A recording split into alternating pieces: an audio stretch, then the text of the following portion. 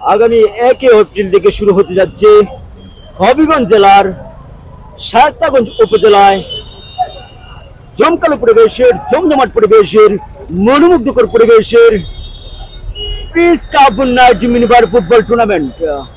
উক্ত টুর্নামেন্টে অংশগ্রহণ করবে শক্তিশালী দুটি দল বাঘের সিংহের লড়াই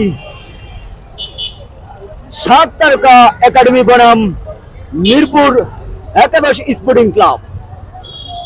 উক্ত খেলাতে জমকালো পরিবেশের জমজমাট পরিবেশের খেলাতে অংশগ্রহণ করবে শক্তিশালী দুটি দল বাঘের সিংহের লড়াই। মাঠ কাঁপানো তারকাগণ আমরা দেখতে পাবো 1 এপ্রিল থেকে শুরু হবে শায়েস্তাগঞ্জ উপজেলায় বা মনোমুগ্ধকর পরিবেশে মন মাতানো পরিবেশের জমজমাট পরিবেশের peace cup night minibar football tournament.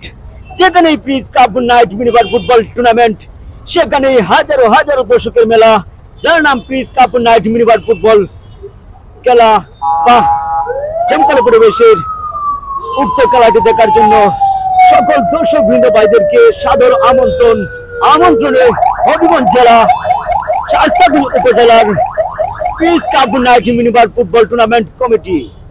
আপনি কত বছর ধরে ধারাভাষ্যকতা করেন? স্টপ করেন, হালকা স্টপ। হ্যাঁ, আমি প্রায় 4-5 বছর যাবত ধারাভাষ্যকার দায়িত্ব পালন করি।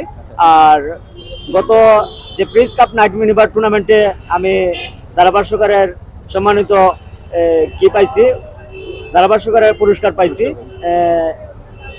প্রায় আমার ব্যক্তিগত পুরস্কার আমার প্রায় 40 থেকে 50টা পুরস্কার আমার আছে। হ্যাঁ, এই শখ থেকে করেন?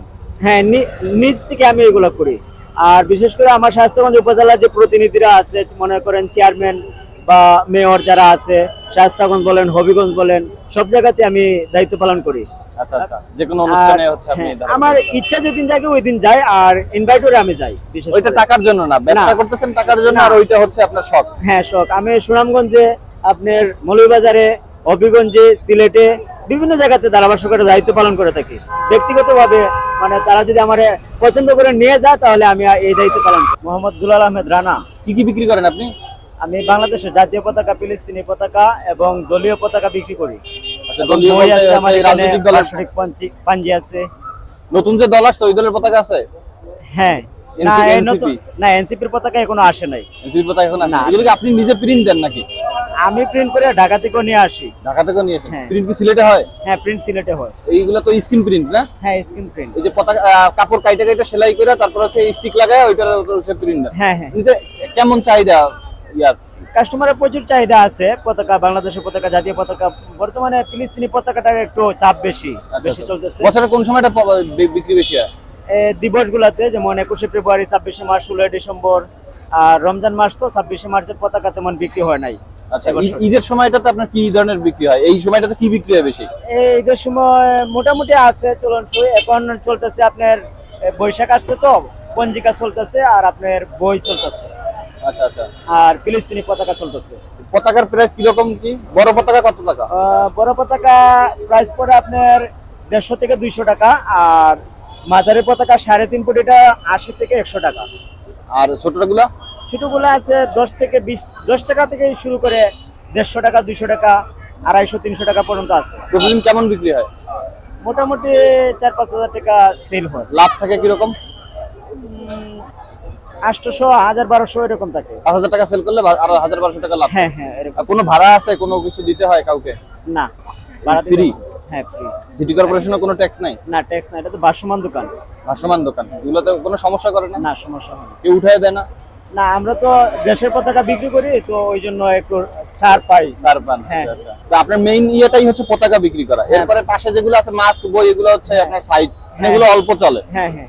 কত বছর করতেছেন এই ব্যবসা? আমি প্রায় 8-10 বছর যাবত এই ব্যবসা। 10 বছর এই ব্যবসা করতেছেন। ভবিষ্যতে এই ব্যবসা করার চিন্তা ভাবনা? হ্যাঁ। বড় দোকান দেওয়ার চিন্তা ভাবনা আছে নাকি? দোকান বলতে আমি দেশের জন্য যা কিছু করার করি মূলত। দেশপ্রেম থেকে? দেশপ্রেম থেকে মূলত এই ব্যবসাটা আমার। আচ্ছা আচ্ছা, দেশপ্রেমের এর জন্য হচ্ছে আপনি এই সবার মাঝে ছড়িয়ে দিতে চান এই দেশপ্রেম? আচ্ছা আচ্ছা।